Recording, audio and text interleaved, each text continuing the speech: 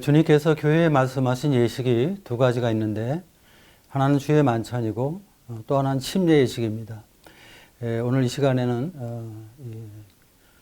주의 만찬에 대해서 생각을 해보겠습니다.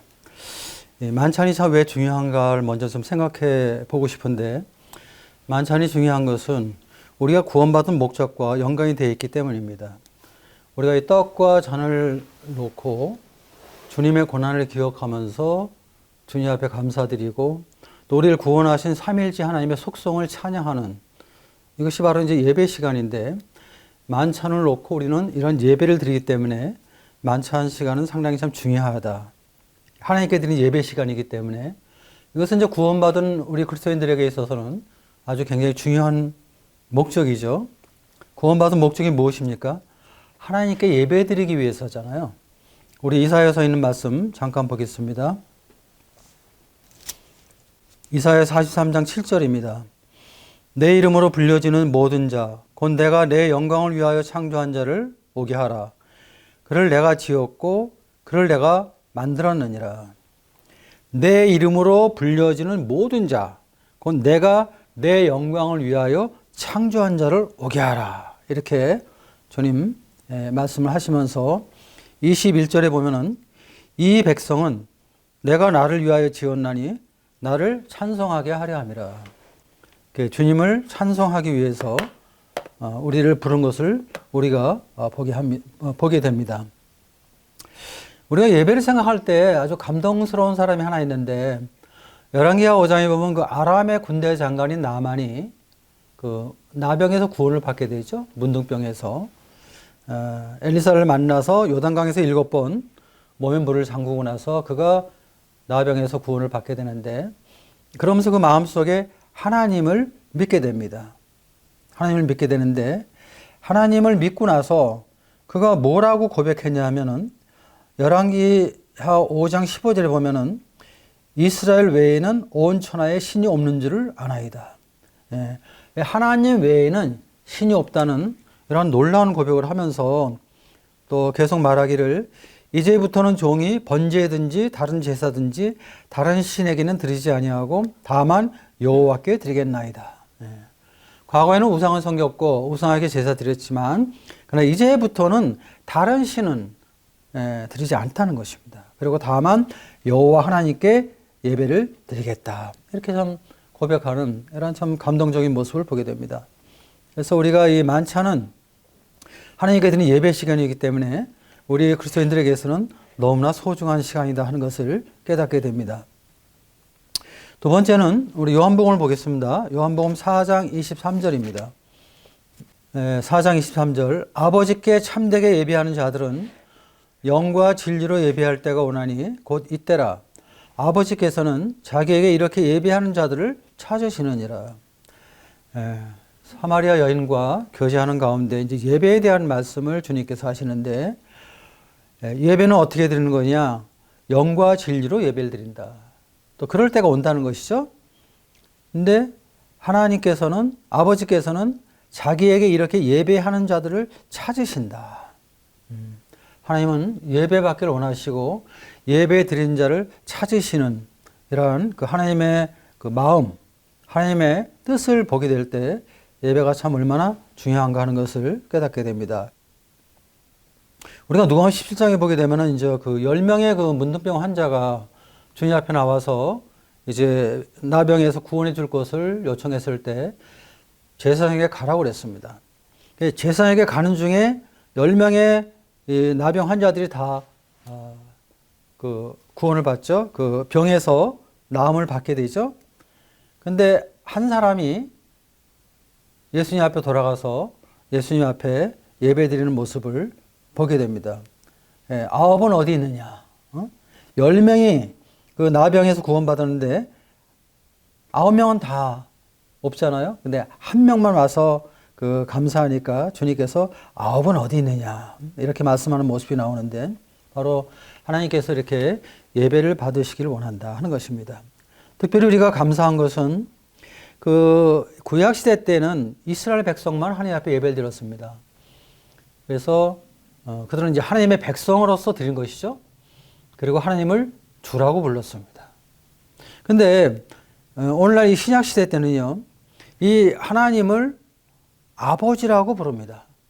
우리 그리스도인들은 하나님을 아버지라고 부릅니다.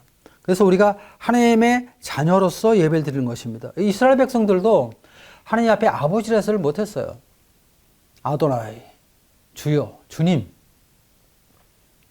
그래 하나님께서 우리는 아버지께, 하나님을 아버지로 우리가 부르고 예배할 수 있다는 것은 우리에게 주어진 축복이 얼마나 놀라운가 하는 것을 마음 가운데 깨닫게 됩니다.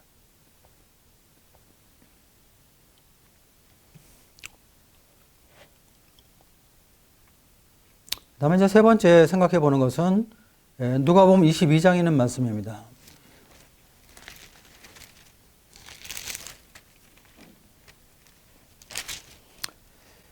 22장 19절입니다.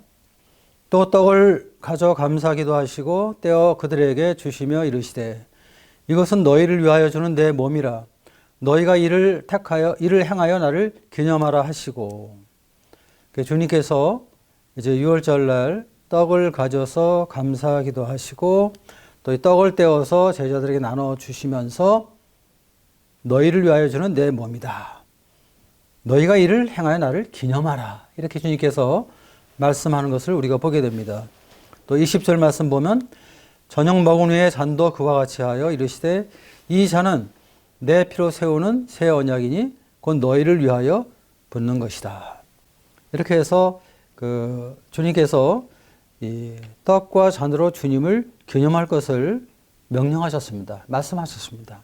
이에 대해서 우리가 순종하기 때문에 참 예배는 참 중요하죠. 또 우리 고린도전서 11장에 있는 말씀을 보겠습니다. 24절 보겠습니다. 또 축사하시고 떼어 가라사대 이것은 너희를 위하는 내 몸이니 이것을 행하여 나를 기념하라 하시고, 23절도 보겠습니다. 내가 너희에게 전한 것은 주께 받은 것이니 곧 주 예수께서 잡히선 밤에 떡을 가지사. 25절 식후에 또한 그와 같이 잔을 가지시고 이르시되 이 잔은 내 피로 세운 새 언약이니 이것을 행하여 마실 때마다 나를 기념하라 하셨으니.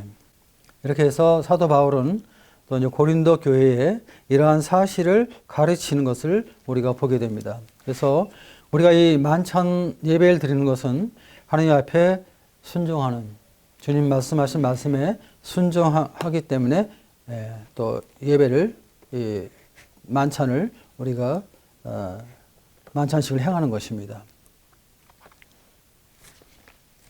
그리고 또 한 가지 생각해 보는 것은 이 만찬 예식을 통해서 우리가 이 그리스도의 복음을 전파할 수 있기 때문에 고린도전서 11장 26절에 보면 너희가 이 떡을 먹으며 이 잔을 마실 때마다 주의 죽으심을 그가 오실 때까지 전하는 것이니라. 그래서 이 떡과 잔을 바라보면서 주님의 고난 당하심, 주님의 죽으심, 또 우리 모든 죄가 주님의 보배로운 피로 영원한 속죄를 받은 것을 우리가 기억하면서 그러한 사실을 모든 사람들에게 선포할 수 있는 이런 기회이기 때문에 우리가 만찬을 주님 앞에 행하는 것은 대단히 중요하다 하는 것을 말씀에서 깨닫게 됩니다. 그럼 이런 만찬은 언제부터 시작이 되었을까? 물론 주님께서 제정하신 것인데요. 6월절 밤에 주님께서 직접 제정하신 것입니다. 우리 마태복음 26장을 보겠습니다. 마태복음 26장 26절입니다. 그들이 먹을 때 예수께서 떡을 가지사 축복하시고 떼어 제자들에게 주시며 이르시되 받아서 먹으라 이것은 내 몸이니라 하시고 또 잔을 가지사 감사기도 하시고 그들에게 주시며 이르시되 너희가 다 이것을 마시라 이것은 죄 사함을 얻게 하려고 많은 사람을 위하여 흘리는 바 나의 피 곧 언약의 피니라. 주님께서 이제 만찬 예식을 직접 제정하는 모습을 우리가 보게 되고 또 사도 바울은 고린도전서에서 이러한 사실을 가르치고 있는 것을 보게 됩니다. 그 다음에 이제 이러한 일들에 대해서 우리가 사도행전을 보게 될 때 이제 초대교회 성도들이 이러한 그 주님 말씀을 순종하는 모습을 우리가 보게 됩니다. 사도행전 2장입니다. 42절입니다. 41절부터 보겠습니다. 그 말을 받은 사람들은 침례를 받으며 이날에 신도의 수가 3천이나 더하더라. 그들이 사도의 가르침을 받아 서로 교제하고 떡을 떼며 오로지 기도하기를 힘쓰니라. 이제 베드로가 이제 오순절날 이제 말씀을 전하죠. 복음을 전하게 될 때 그 말을 듣고 구원받은 사람들이 한 3천 명이 됐습니다. 근데 이 사람들이 이제 침례를 받고 나서 어떻게 했습니까? 그냥 뿔뿔이 흩어진 게 아니죠. 그들이 모여서 사도들의 가르침을 받고 서로 교제하고 떡을 뗐다. 이 떡을 뗐다는 게 뭡니까? 이것이 바로 만찬 예배를 말하는 것이죠. 예, 만찬을 말하는 것입니다. 떡을 떼며 그래서 이 주님께서 말씀하신 이 말씀이 이제 사도행전에서 제자들에서 실천되는 이러한 모습을 우리가 보게 됩니다. 또 사도행전 20장을 보겠습니다. 7절입니다. 그 주간의 첫날에 우리가 떡을 떼려 하여 모였더니 바울이 이튿날 떠나고자 하여 그들에게 강론할새 말을 밤중까지 계속하며 여기 보면 그 주간의 첫날에 이제 매주 첫날에 모여서 떡을 때려 모이는 이런 모습을 우리가 보게 됩니다. 주님께서 하신 이 말씀이 제자들에 의해서 사도행전에 실행되는 이런 모습을 보게 되고 그 다음에 우리가 이제 고린도 전서를 보게 되면 바울은 서신서를 통해서 고린도 지역의 여러 교회에 이러한 사실을 가르치고 있는 것을 우리가 보게 됩니다. 다시 한번 고린도 전서를 보겠습니다. 10장 16절에 보면은 우리가 축복하는 바 축복의 자는 그리스도의 피에 참여함이 아니며 우리가 떼는 떡은 그리스도의 몸에 참여함이 아니냐 이렇게 말씀을 하고 있고 또 우리가 아까도 읽었지만 고린도전서 11장 24절 이하에 보게 되면은 이제 그 사도 바울은 내가 너에게 전한 이것은 주님께로부터 받은 것이다. 우리 주님께서 잡히선 밤에 떡을 가지시고 축사하셔서 이것은 너희를 위한 내 몸이다. 이것을 행하여 기념하라. 이렇게 하셨다고 말씀을 가르치는 모습을 보게 됩니다. 그래서 이 만찬은 주님께서 6월절 밤에 직접 만찬 예식을 제정하시고 또 사도행전에 보면 초대교회가 이를 순종해서 행했고 또 선지서를 통해서 여러 지역교회에 가르친 것을 우리가 보게 됩니다. 그럼 유대인들이 행하는 그 유월절과 그 그리스도인들이 행하는 만찬과는 어떤 차이가 있을까요? 한번 우리 생각을 해보겠습니다. 유월절은 이제 그 이집트에서 이스라엘 백성들이 이제 바로의 그 핍박으로부터 고난받은 것을 기억하는 것이죠. 이제 요셉을 알지 못하는 바로가 이제 등장하게 되고 이제 이스라엘 백성들이 번성하니까 어떤 위협을 느끼게 되고 그래서 이제 바로가 이스라엘 백성들을 핍박하는 이것이 바로 이제 이 출애굽기에서 보는 그런 이스라엘 백성들의 모습인데 바로 바로의 그 속박으로부터 구원받는 그 고난을 기억하는 것이 바로 유월절입니다. 근데 만찬은요? 만찬은 우리 주님을 기억하는 것이죠. 하느님 앞에 원수되었던 죄인들을 위해서 십자가에서 주님께서 상하시고 고통당하신 우리 주님의 몸을 기억하는 것입니다. 그리고 유월절은 이제 그 애굽의 노예 생활, 이집트에서 노예 생활할 때 이제 하나님께서 그들을 구원하셨기 때문에 그 노예 생활에서 구원받음을 감사하는 것이죠. 어떤 면에서 육신적인 구원이죠. 이것은. 근데 이제 우리가 그 만찬 때 행하는 감사는 뭡니까? 사탄과 죄의 속박에서 구원받음을 감사하는 것이죠. 사탄으로부터 우리가 구원을 받게 되고, 우리 사탄의 종이었잖아요. 또 죄의 종이었잖아요. 바로 이 사탄과 죄의 속박에서 구원받음을 감사하는 영적인 구원이라고 말씀드릴 수 있습니다. 그리고 이제 그 유월절은 무교병과 쓴 나물과 양고기를 먹죠. 그렇죠? 그러면서 이제 그들의 고난을 기억하는데, 이제 우리 그 신약시대 성도들은 떡과 잔으로 우리 주님을 기억하는 것이죠. 그래서 유월절과 만찬은 이런 차이가 있다는 것을 기억하시면 좋을 것 같습니다. 그럼 만찬의 의미에 대해서 좀 생각을 해보겠습니다. 만찬은 떡과 잔을 놓고 우리가 이제 그 예식을 갖게 되는데, 이 떡과 잔을 놓는 그 이유가 뭡니까? 바로 주님의 고난을 기억하기 위해서 그렇게 하는 것입니다. 주님의 죽으심, 주님의 피 흘리심을 우리가 기억하는 것입니다. 또 주님께서 3일 만에 부활하신 그 주님을 기억하는 것이죠. 그래서 그 만찬 예배 때는 우리 자신을 기억하는 것이 아니라 십자가에 못 박힌 우리 주님을 기억하는 것입니다. 그리고 그 주님 앞에 감사하고 그 은혜에 주님을 높이는 것이죠.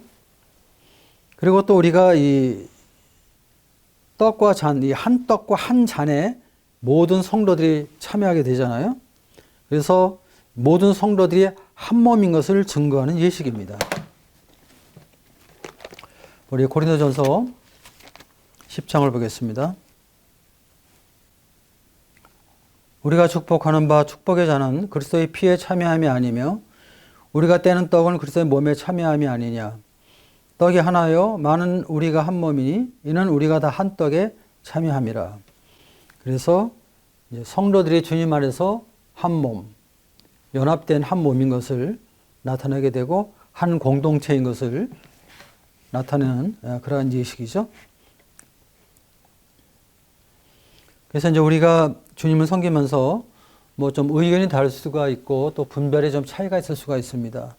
또 어떤 일을 행할 때 방법이 좀 다를 수가 있죠. 그럴지라도 우리가 이런 것들을 통해서 우리가 서로 판단하고 비난하기보다는 우리가 한 몸인 것을 깨닫고 한 공동체인 것을 깨닫고 주님 안에서 하나 된 것을 힘써 지키는 이러한 간증이 필요한 것을 이 말씀 속에서 깨닫게 됩니다. 그 다음에 세 번째는 이제 우리가 주님의 재림을 증거하는 예식입니다. 11장 26절 보면 너희가 이 떡을 먹으며 이 잔을 마실 때마다 주의 죽으심을 그가 오실 때까지 전하는 것이다. 그래서 우리가 이 떡과 잔으로 주님을 기억하면서 주님의 고난, 주님의 죽으심만을 기억하는 것이 아니라 주님의 부활하심, 또 주님의 다시 오심, 또 주님의 승천하셨죠. 승천하심, 이런 것들을 기억하는 것입니다. 그래서 우리가 이 주님이 오실 때까지, 주님이 오실 때까지 우리가 이런 예식을 행하게 되는데, 바로 성도들의 소망이 세상에 있는 것이 아니라 하늘에 있다는 것을 말하는 것이죠. 우리의 소망은 이 땅에 있는 것이 아니라 하늘나라에 있는 것을 우리에게 만찬은 가르치고 있습니다. 그리고 이제 이 만찬은 떡과 잔을 통해서 우리 하나님 앞에 예배 드리는 예식이죠. 그래서 우리가 이 떡과 잔을 바라보면서 하나님 앞에 예배 드리는 것은 이 하나님의 속성을 기억하게 되고, 또 우리 주님께서 우리에게 어떠한 사랑을 우리에게 허락하셨는가를 마음 가운데 깊이 묵상하면서 그분의 은혜와 사랑을 기리고 높이는, 또 감사하는 이런 예배가 바로 만찬의 의미에 포함이 되어 있습니다. 그래서 만찬 예식은 구원받은 성도들에게는 아주 소중한 예식인 것을 우리가 보게 됩니다. 참고로 이제 만찬에 대한 교례에 대해서 잠깐 좀 말씀을 드리겠습니다.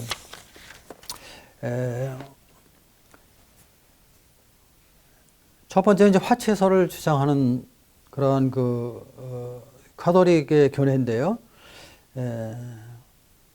가톨릭은 이 떡과 잔이 이렇게 있는데, 떡과 잔을 이제 사제가 축도하게 되면은 떡과 잔이 예수님의 몸과 피로 변화된다는 것입니다. 이제 가톨릭의 교례인데,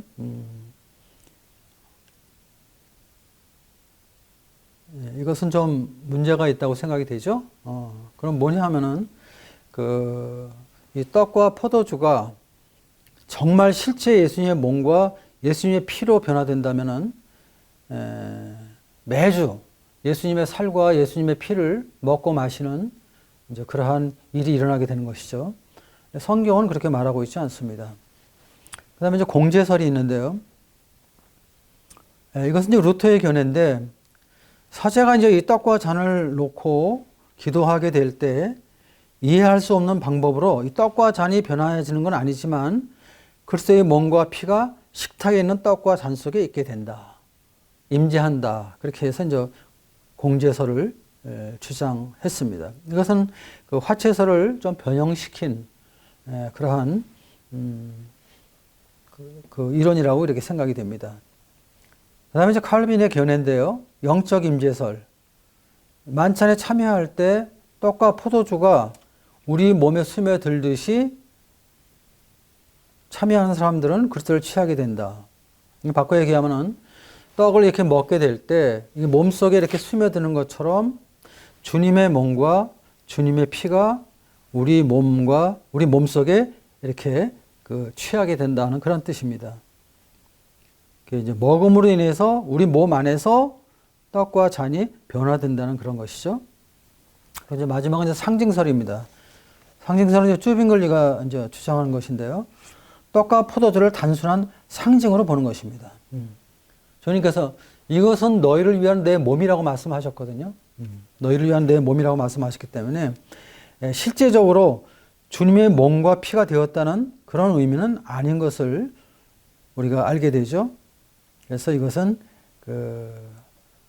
단순한 상징으로 보는데 저희들은 이제 쭈빙글리의 견해를 지시하고 있습니다.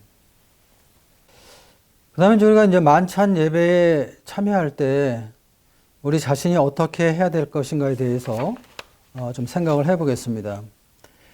고린도전서 11장 27절, 28절입니다. 그러므로 누구든지 주의 떡이나 잔을 합당하지 않게 먹고 마시는 자는 주의 몸과 피에 대하여 죄를 지는 것이니라. 사람이 자기를 살피고 그 후에야 이 떡을 먹고 이 잔을 마실지니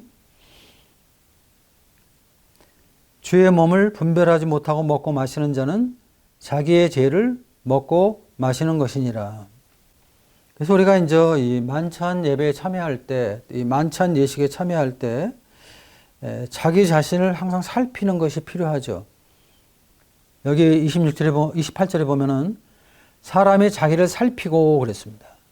그 후에 이 떡을 먹고 이 잔을 마셔라. 이렇게 말씀을 하고 있습니다. 이것은 뭐 만찬을 멀리하라, 뭐 만찬에 참여하지 말라, 뭐 그런 뜻이 아니라 이제 오히려 더 적극적으로 참여하라는 그런 의미가 이 말씀에 숨겨져 있는 것입니다. 근데 그렇게 하기 전에 어떻게 해야 돼요? 만찬에 참여하는 데 있어서 어떤 잘못된 것이 있을까? 부담스러운 것이 있으면 그런 부분들을 정리하고 나서 그 후에 참여하라는 것입니다. 그러니까 우리가 이 한 주간 살아가면서, 세상 살아가면서 주님보다 세상을 더 사랑하지 않았는가? 뭐 이런 것들은 없었는가? 또 우리의 삶 속에서 이 마음 속에 뭐 이렇게 합당하지 않은 생각을 하지 않았는가? 또 이렇게 예배 드리러 하나님 앞에 나왔는데 이 동기를 좀 생각해 보는, 뭐 그냥 정말 주님 앞에 기쁨으로 자원하는 마음으로 예배 드리고 싶어서 나온 건가? 아니면 그냥 형식적으로, 아니면 또 의무적으로 나왔는가? 뭐 이런 것들을 우리가 좀 나 자신을 좀 살펴볼 필요가 있죠. 또 우리가 부부 간에, 또 형제 간에 또 이렇게 화목하지 못한 것은 또 없는가? 왜냐하면 이런 것들이 있으면은 우리가 이제 주님 앞에서 해결을 해야 되니까. 마태복음 5장을 보겠습니다. 5장 23절. 그러므로 예물을 제단에 드리려다가 거기서 네 형제에게 원망을 들을 만한 일이 있는 것이 생각나거든 예물을 제단 앞에 두고 먼저 가서 형제와 화목하고 그 후에 와서 예물을 드리라. 그 예물을 제단에 드릴 때 어떤 형제들 사이에 어떤 원망과 시비가 있다면은 그 문제 해결하라는 것입니다. 그래서 우리가 이 주일날 예배를 방해하는 것들이 바로 이런 것들인데, 뭐 주일 아침에 뭐 아내와 좀 이렇게 싸웠다든지 뭐 이런 일도 있게 되고요. 또 뭐 어떤 형제와 이렇게 좀 안 좋은 그런 일이 있었다든지 뭐 이런 일들이 있을 수 있습니다. 이런 것들이 있을 때 예배 드리기 전에 이런 부분들을 주님 앞에서 먼저 해결하라는 것입니다. 그리고 나서 예배에 참여할 것을 말씀을 하고 있는 것입니다. 그리고 이제 주님 앞에서 합당치 못한 그런 것들이 있을 때 우리는 어떻게 해야 돼요? 죄를 자백할 것을 말하고 있죠. 요한일서 1장 9절 말씀 보겠습니다. 만일 우리가 우리 죄를 자백하면 그는 미쁘시고 의로우사 우리 죄를 사하시며 우리를 모든 불의에서 깨끗하게 하실 것이요. 참 이 말씀은 참 놀라운 말씀이라고 생각됩니다. 사실 우리가 구원받았어도 우리는 죄를 안 지을 수는 없거든요. 죄가 우리를 주관하지는 않지만 우리 삶 속에서 죄의 유혹을 우리가 받을 수도 있고 또 우리가 본의 아니게 죄를 지을 때도 있습니다. 그렇게 될 때 어떻게 됩니까? 우리는 구원의 즐거움을 상실하게 되고 또 주님 앞에 담대함을 잃어버리게 되고 또 마음에 성령이 주시는 그런 평안이 없어지게 되죠. 그럴 때 우리가 어떻게 해야 돼요? 여기 지금 요한일서 1장 9절 말씀은 참 우리에게 그럴 때 해결되는 아주 귀한 말씀입니다. 우리가 우리를 자백하라는 것입니다. 주님 앞에 회개하는 것이죠. 그럴 때 주님은 미쁘시고 의로우사 믿을만 하시고 의로운 분이기 때문에 우리 죄를 어떻게 사하시며 우리 죄를 사하시며 물론 이것은 우리가 뭐 지옥 가는 그런 죄가 아니죠. 주님과 우리 사이에 교제에 문제가 있는 그 죄, 그것을 사하신다는 것이죠. 그래서 우리를 모든 불의에서 깨끗하게 하실 것이요. 참 이 말씀이 없으면 우리가 참 어떻게 주님 섬기겠어요. 우리는 참 그 본의 아니게 죄를 지을 수 있는 그런 연약함이 있는 사람들인데 그 죄를 지을 때마다 사단이 송사하고 또 정죄받고 주님 앞에 나갈 수가 없잖아요. 근데 주님께서 우리가 우리 죄를 자백하면 그는 미쁘시고 의로우사 우리 죄를 사하시며 우리를 모든 불의에서 깨끗하게 하신다. 이렇게 말씀하고 있는데 참 우리 그리스도인들에게는 너무나 놀라운 말씀이라고 생각합니다. 우리가 이 말씀에 의지해서 주님 앞에 항상 고백하고 회개하는 그럼으로 인해서 주님과 우리 사이의 교제가 끊어지지 않고 지속될 수 있도록 우리에게 은혜를 베푸시는 주님을 생각할 때 참 주님 앞에 큰 감사가 있습니다.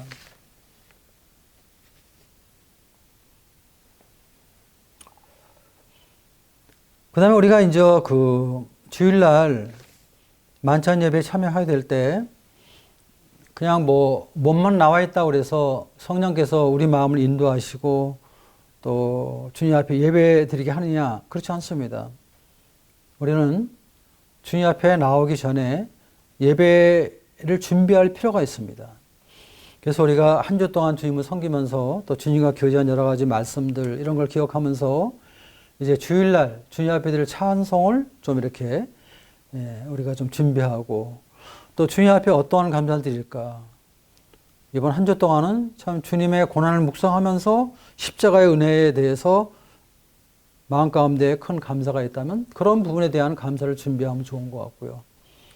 또 어떤 때는 또 이번 주는 그 하나님이 참 그 전능하심, 하나님의 전지하심 이런 어떤 하나님의 속성에 대해서 마음에 큰 감동이 되었다면 그런 부분을 가지고 우리 하나님 앞에 찬양할 수가 있죠.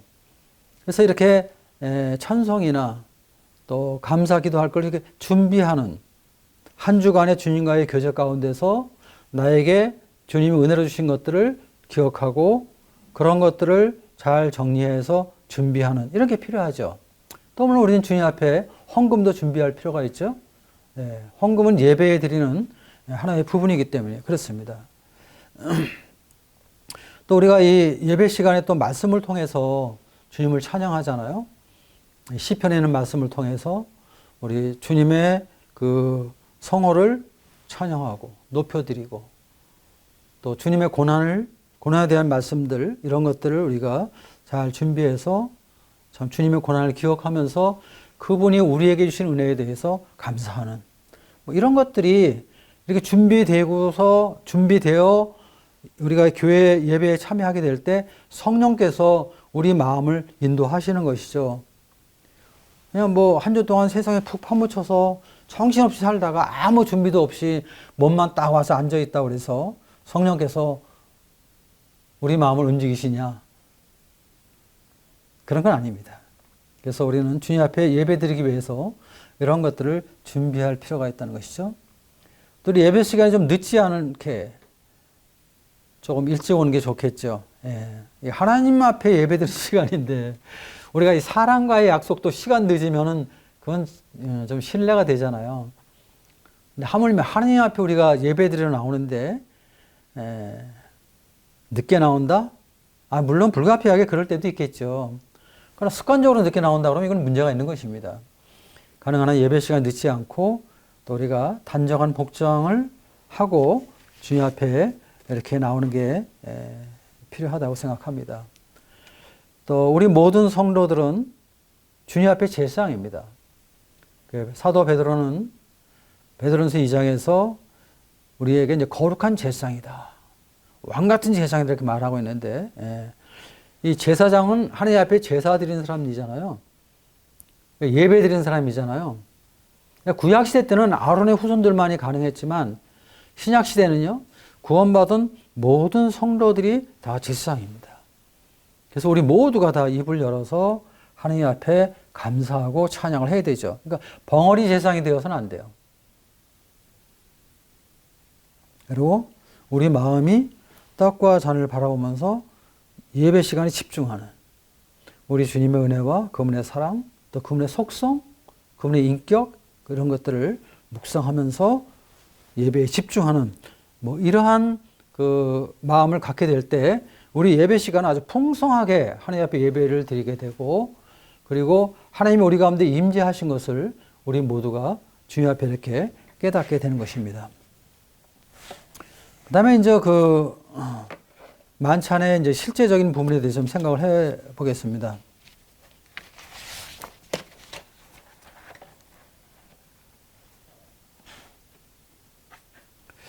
우리가 주님 앞에 예배 드릴 때 그냥 그 주일날 아침에 나와서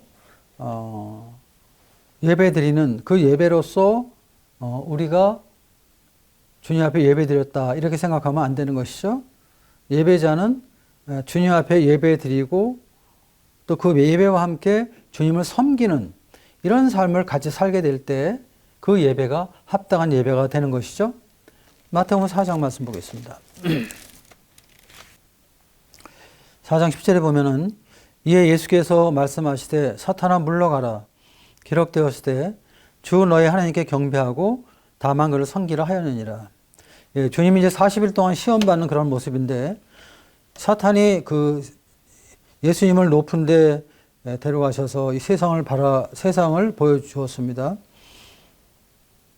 이 천하만국과 그 영광을 보여주었죠. 그리고 내게 엎드려 경배하면 너에게 주겠다. 이렇게 예수님 앞에 시험했을 때 그때 주님께서 이제 신명기에 있는 말씀을 인용해서 사탄의 그런 시험을 물리치신 부분인데 사탄아 물러가라. 이렇게 말씀하시면서 구약 성경에 있는 신명기 말씀을 인용하셨죠. 주 너희 하나님께 경배하고 다만 그를 섬기라. 하나님께 경배하고 그 다음에 어떻게 돼요? 또 그를 섬겨라. 그러니까 이 경배와 섬김은 동전의 앞뒤와 같은 것입니다. 그러니까 주님 앞에 예배 드리는 자는 주님을 섬기고 주님 앞에 봉사하고 주님 앞에 헌신하는 사람이죠. 근데 우리가 입으로만 예배하고 우리 삶 속에 섬김이 없다고 그럴 때 그건 어떻게 됩니까? 반쪽 예배가 되죠. 반쪽 예배. 봉사 없는 예배는 사실은 그 성경이 말하고 있는 합당한 예배가 아니죠. 또 예배 없는 봉사도 마찬가지입니다. 그래서 우리가 주님 앞에 예배 드리면서 또 주님을 섬기는 이것이 이제 균형 있게 우리 삶 속에 나타나게 될 때 우리 예배자로서 합당한 그런 삶을 살 수가 있는 것이죠.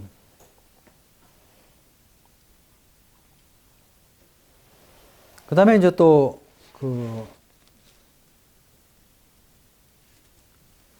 생각해 보시는 것은 로마서 12장 1절 말씀입니다.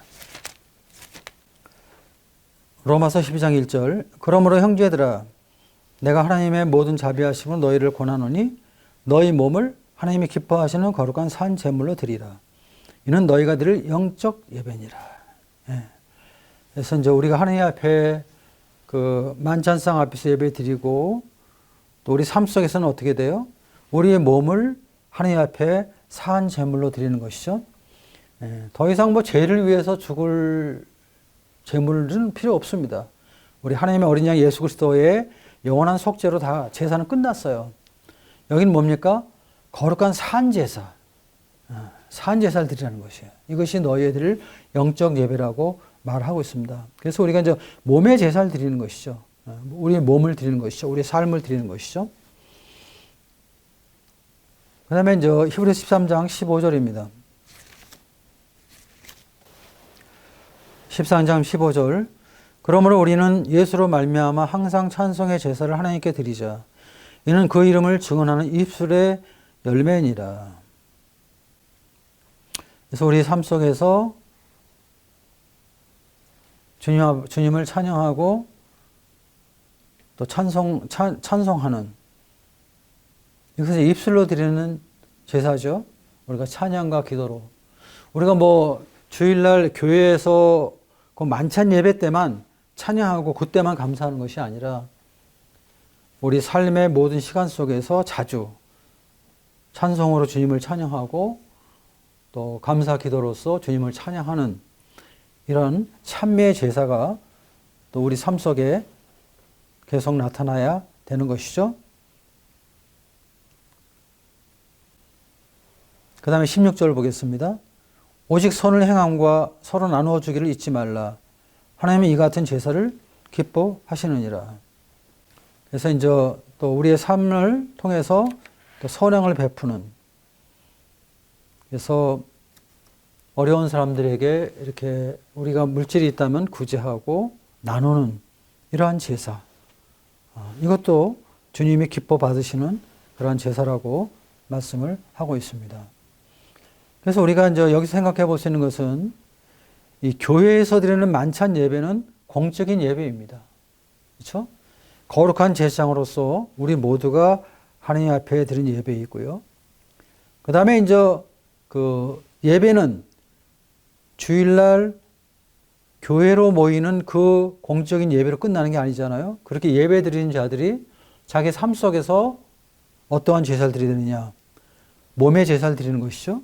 로마서 12장 1절 말씀대로 우리의 몸을, 우리의 삶을 주님 앞에 드리는 그런 제사를 드리고 또 찬미의 제사, 우리의 삶 속에서 우리 입술로 주님을 찬송하고 기도하는, 하나님께서 이러한 찬송을 기뻐하신다고 말씀하고 있죠.